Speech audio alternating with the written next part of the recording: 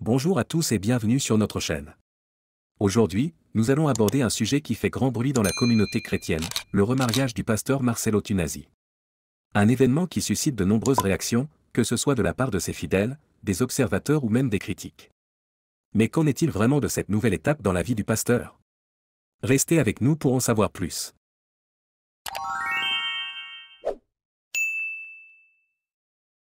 Shalom, mon message est pour tous ceux qui sont vaincus par un péché. Tu luttes contre le mal, tu tombes, tu retombes encore, et puis tu dis, je m'en sortirai pas. Peut-être que les autres sont appelés à vaincre et pas moi. C'est faux. Tu peux vaincre.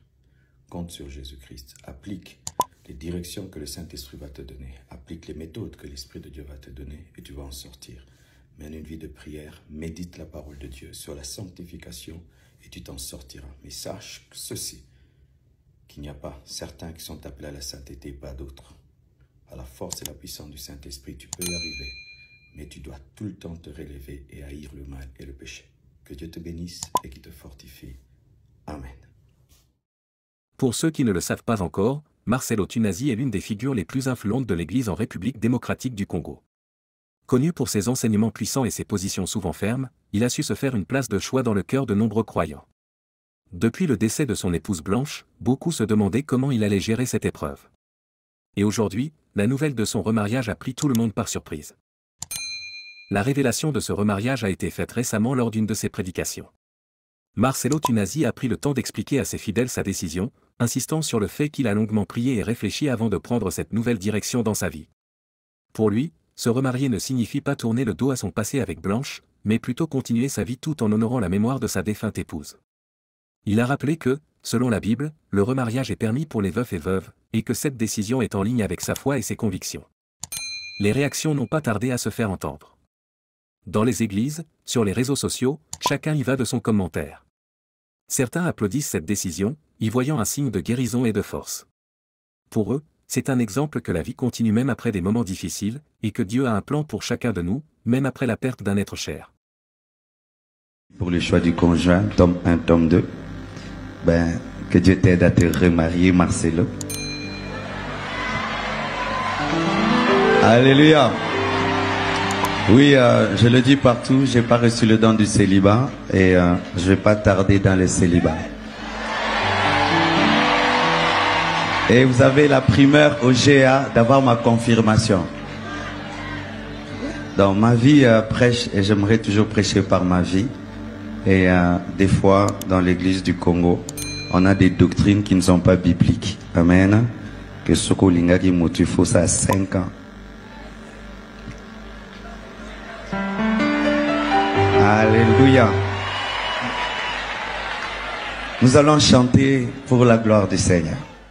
D'autres, en revanche, ont exprimé leur surprise, voire leur désaccord. Pour certains fidèles, l'image de Marcelo Tunasi était celle d'un homme consacré uniquement à son ministère après la perte de sa femme. Ils s'inquiètent de l'impact que ce remariage pourrait avoir sur son ministère et sur la perception de sa personne. Néanmoins, il est important de noter que la majorité respecte sa décision, reconnaissant que c'est une affaire personnelle et spirituelle. Dans ses discours, Marcelo Tunasi a été clair, ce remariage n'affectera en rien son engagement envers son ministère et ses fidèles. Il a assuré que sa mission reste la même, prêcher la parole de Dieu, aider les âmes perdues et guider ses fidèles vers la lumière. Pour lui, ce remariage est un nouveau chapitre, une nouvelle saison de sa vie dans laquelle il espère continuer à servir avec la même passion et le même dévouement. Vous allez remarquer une chose que la Bible dit, il persévérait. Il persévérait. Après la foi, après la repentance, il faut persévérer. Ne lâchez pas, n'abandonnez pas. Que rien ne puisse vous séparer de l'amour de Dieu. Qu'aucune épreuve ne puisse te séparer de Dieu. Qu'aucune tentation ne puisse te séparer de Dieu. Qu'aucun problème ne puisse te séparer de Dieu. Qu'aucun homme, qu'aucune femme ne puisse te séparer de Dieu. Qu'aucune bénédiction ne puisse séparer de Dieu. Va jusqu'au bout, jusqu'à la mort. Mourez chrétien, mourez chrétien, mourez chrétien, mourez chrétien. Soyez enterrés chrétiens, soyez enterrés chrétiens. Bientôt, très bientôt, Jésus revient. Persévérez pour être enlevé. Persévérez pour être enlevé. N'abandonnez pas. Ça fait plus de 30 ans que je suis chrétien. Et je peux dire que c'est la pratique de ces choses. 30 années, j'ai été tenté. j'ai été éprouvé, j'ai vécu des choses bizarres, mais ce sont ces choses qui m'ont gardé. Tu ne t'es pas converti pour t'arrêter. Tu ne t'es pas converti pour abandonner. Tu dois aller jusqu'au bout. Tu dois aller jusqu'au bout. Et s'il y en a qui ont commencé à se lasser, qui ont commencé à se fatiguer, à rentrer en arrière, relève-toi, relève-toi, relève-toi. Il a aussi pris le temps de rappeler l'importance de ne pas juger sans comprendre. Marcello Tunasi a souligné que chaque croyant a son propre chemin à suivre, et que les décisions personnelles, surtout celles qui sont prises après beaucoup de prières et de réflexions, doivent être respectées. Il a encouragé ses fidèles à prier pour lui, pour sa future épouse, et pour leur nouvelle union, afin qu'elle soit bénie et qu'elle glorifie Dieu. Pour l'Église de la Compassion, cette nouvelle étape pourrait marquer un renouveau. Un leader qui prend un nouveau départ peut inspirer ses fidèles à faire de même dans leur propre vie.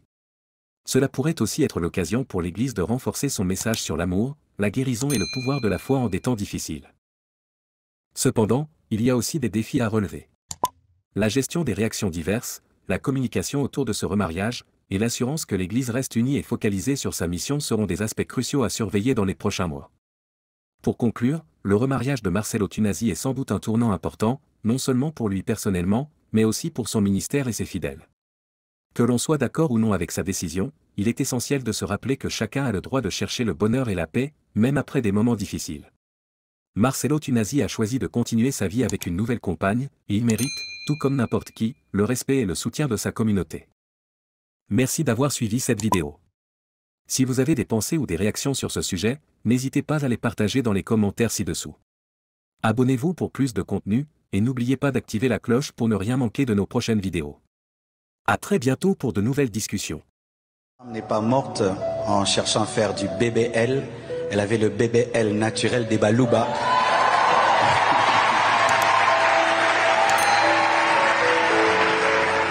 Elle n'en avait pas besoin. Donc, vraiment, surtout pas besoin. Nakatia, Nalobatro, tout est Vous allez remarquer une chose que la Bible dit, il persévérait. Il persévérait. Après la foi, après la repentance, il faut persévérer. Ne lâchez pas, n'abandonnez pas. Que rien ne puisse vous séparer de l'amour de Dieu. Qu'aucune épreuve ne puisse te séparer de Dieu. Qu'aucune tentation ne puisse te séparer de Dieu. Qu'aucun problème ne puisse te séparer de Dieu. Qu'aucun homme, qu'aucune femme ne puisse te séparer de Dieu. Qu'aucune bénédiction ne puisse séparer de Dieu. Va jusqu'au bout, jusqu'à la mort. Mourez chrétien, mourez chrétien, mourez chrétien, mourez chrétien. Soyez enterrés chrétiens, soyez enterrés chrétiens. Bientôt, très bientôt, Jésus revient. Persévérez pour être enlevé. Persévérez pour être enlevé. N'abandonnez pas. Ça fait plus de 30 ans que je suis chrétien. Et je peux dire que c'est la pratique de ces choses.